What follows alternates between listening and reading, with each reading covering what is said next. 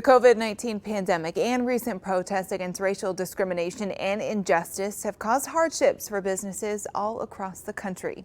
Experts say Black-owned businesses are facing even greater risk, but KFDM's Joy Addison reports in Beaumont the focus is on recovery. COVID-19 has disproportionately impacted Black Americans, their physical and economic health.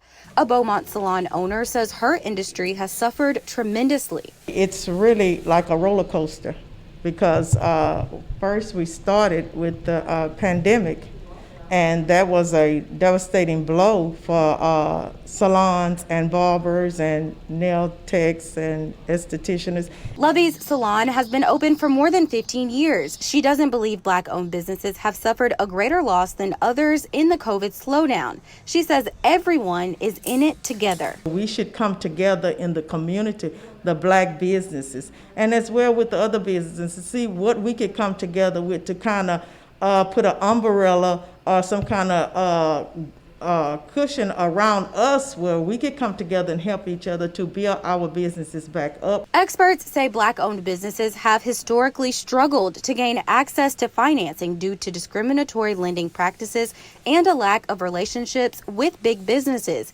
Gaucher says recent events are piling on the damage. The pandemic, I would say, they're saying is targeted mostly to the Black community and the Black areas. Then when they start doing the protesting and the riots, looked like they were protesting and hitting the Black-owned businesses, and that affected us, that hurt us because we take pride in our businesses. With no end in sight to the pandemic and protests, she says businesses should have a plan in place for recovery. I think the first thing is we need to establish a foundation as far as where we want to go.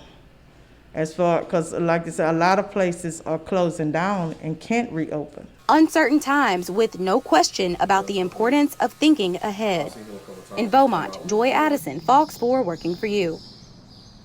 And we're told funding from the CARES program is still available to businesses in Texas that have suffered due to COVID-19.